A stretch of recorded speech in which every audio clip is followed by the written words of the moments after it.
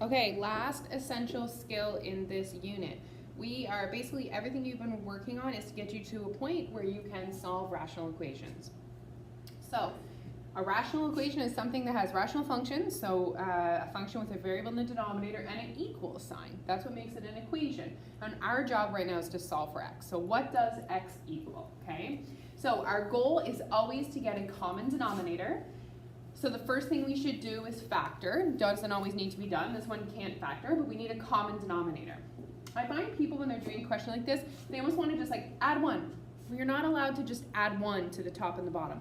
The only thing you're allowed to do to like scale a rational equation is to multiply. So what can I multiply this side by and this side by to get the same denominator? Well, this has to be x plus 1 over x plus 1, and this guy has to be x over x. So then we do that, we do the multiplication, so 1 times x is x over x times x plus 1 equals, let's distribute this, 2x plus 2 over x times x plus 1. Now at this point, we technically, mathematically, multiply both sides by the denominator and they cancel, okay? I kind of sometimes, I tend to skip that step because it's so obvious to me, but that's what I'm doing at this point. So you can get rid of the denominator once you have two sides equal to each other with the same denominator. It needs those two things in order to just cancel the denominator. It needs an equal sign and it needs the same denominator on either side. That's the only time you can just cancel the denominator, okay?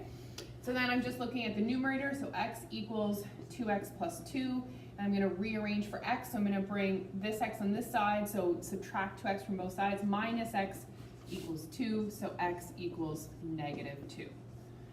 Something that I need to check every single time I do one of these questions is this a restriction, okay? Because obviously I can't equal that. So I look at my original, and my restrictions are 0 and negative 1, so I am good, okay? All right, so next one already has the same denominator, so we don't worry about the denominators. And if you think about it, if 4 over something equals x squared over the something, and these are the same, then obviously 4 equals x squared. So 4 equals x squared, what does x equal? Be careful, plus or minus 2 equals x. Sometimes people forget the negative. So x equals 2 and x equals negative 2 are my answers.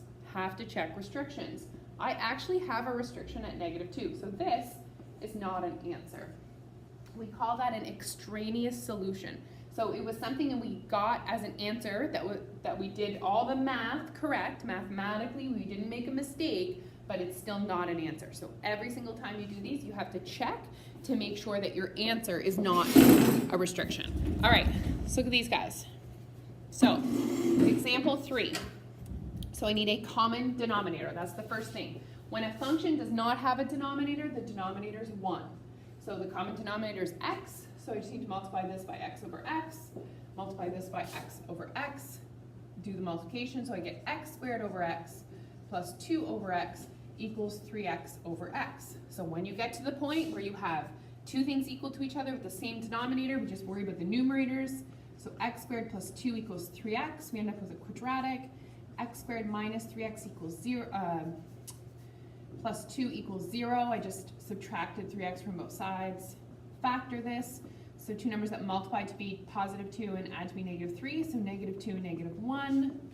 So my answers are 2 and 1, and I check, and my restrictions are 0. So I'm good to go with those answers. And if you want to double check, plug them back in. If you plug 2 in for x, you should have left side equal right side. All right, so this is the first one that we have to factor right away. So this is a minus 1. Remember, he counts just the same, even though he doesn't have a denominator. Whenever you don't have a denominator, you're over 1. So I need these 3 denominators to be the same. So let's factor this guy. X squared minus 9 factors to be x minus 3 times x plus 3, okay? So then hopefully it's obvious to you that that actually needs to be your denominator. So I need to multiply top and bottom by x minus 3 over x plus 3. Good. And then I need to multiply this guy by x minus 3 over x minus 3. Okay, because that was my original, and I needed to have the same denominator. So now I have a function with an equal sign and all the same denominator. I just worry about the numerators. So 2x minus 1 equals, I'm actually going to do this minus, I'm going to do this multiplication. I'm just going to put a bracket here. So this is the same thing as x squared minus 9 equals, do this multiplication here, so x squared minus 7x plus 12. So if you can't do that in your head, that's fine. Just do the box method and figure out what x minus 4 times x minus 3 is. Okay, that's just how I did it. And then we're going to go and look here. So why did I put this bracket here, this dramatic bracket? Well, the reason why I did that is because when you're subtracting something, you need to distribute the negative, and that's a really common mistake. So I end up with 2x minus 1 minus x squared plus 9. And let's bring all of this over here. Minus x squared plus 7x minus 12 equals 0. So I end up with negative 2x squared plus 9x minus 4 equals 0, okay? Well, let's put that all on the other side so I don't have a negative here when I'm factoring. If there's room for me here, I'll do it here. So I'm going to write this as 2x squared minus 9x plus 4 equals 0, okay? And then I'm going to factor that. So I'm looking for two numbers that multiply to be 8 and add to be negative 9. So I use decomp. You might use the reverse box method, but it factors to be 2x minus 1 and x minus 4. So x equals a half and 4. And before I feel good about myself, I need to double check and make sure neither of these two numbers are restrictions. So I go right back to the original. My restrictions are 3 and negative 3. So I'm good to go. So that's how you solve rational equations.